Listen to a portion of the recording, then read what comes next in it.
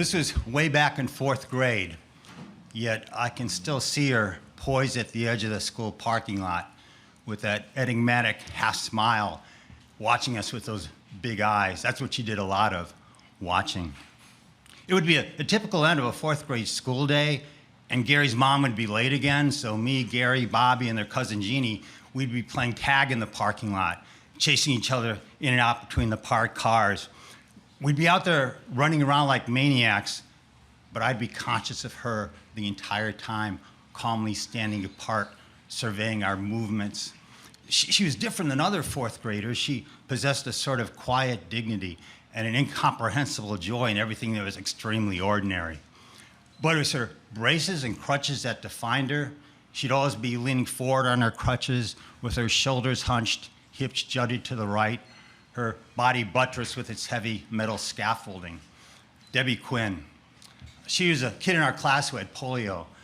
Back in those days, there was one in nearly every class.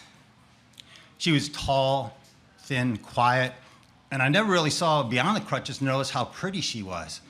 Eyes huge and radiant, softly apprising the bustling nonsense around her, that captivating half smile, and a grace that far outshined any difficulty she had walking.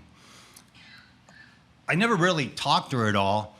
In 4th grade, I didn't really see a reason to talk to girls that much, but neither did I make an effort to carry her books or assist her going up the stairs or spend a moment with her on the playground as she watched while the other girls jumped rope, ran around screaming, or did what other senseless things the 4th grade girls would do at lunchtime. But then she was so self-sufficient and assured. She'd pack her books and her lunch in a plaid book bag that she wore on her back, strapped with a cord diagonally across her chest, never in need of assistance or company, seemingly so composed and content in her isolation. Well, one afternoon, towards the end of the 4th grade school year, Sister Marie marched our class out to the playing fields to engage us in a softball game. We had seen Sister hit a softball one time on the playground. She was really good, kind of like Mickey Mantle in a nun habit. But me and my buddies, or several of my buddies, we decided we weren't going to play. And instead, we commenced a chicken fight out on the outfield. Tommy Quallis rolled on my shoulders, and we continually attacked our opponents, knocking each other to the ground. So we were out there acting like idiots, and that apparently teed off Sister Marie.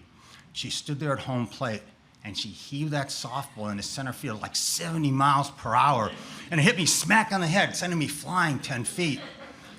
As I lay there stunned, I could hear my compatriots scattering, leaving me to my fate, and I could also hear Sister's heavy, pounding footsteps drawing near as she approached to finish me off. But then, when I opened my eyes, it was Debbie Quinn, leaning over me with her big eyes and look of concern, asking, "Are you okay?" In the face of a rampaging Sister Marie, only Debbie Quinn had the compassion and courage to come to my rescue. I didn't have time that school year, but I vowed then and there that next school year I would talk to Debbie Quinn.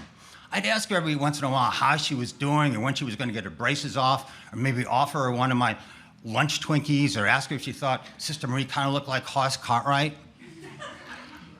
Well, the school year ended, and I spent that entire summer anxiously awaiting for school to start up again in the fall so I could see Debbie Quinn again and redeem myself.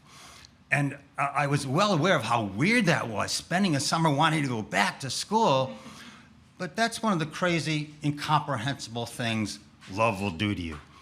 I wouldn't admit it, but I was now in love with Debbie Quinn, as much as a dopey, crew-cut kid could be in love in the summer before he started 5th grade. Well, in September, school started up again, but Debbie Quinn, she was no longer in class, no longer in school. Nobody seemed to know what happened to her or was even curious about what happened to her. I asked everybody, and nobody knew.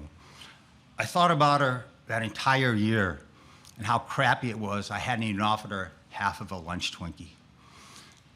That was the first time I ever felt guilty as a kid. I had a couple years worth of chances to be nice to somebody, nice to a nice person, to a person who more than anybody deserved to be treated nice, and I blew it. You know, guilt is the beginning of the end of childhood. The way I felt then that entire year was a prelude to what being an adult is all about. Living a life fraught with guilt, regret, longing, empathy, all that stuff that the self-centeredness of childhood forms a protective barrier against, but only for so long. I never saw Debbie Quinn again, but even though it's been over 60 years now, I still think of her now and again, trudging about with those heavily armored legs, forever in my mind, the personification of childhood innocence, beauty, and grace.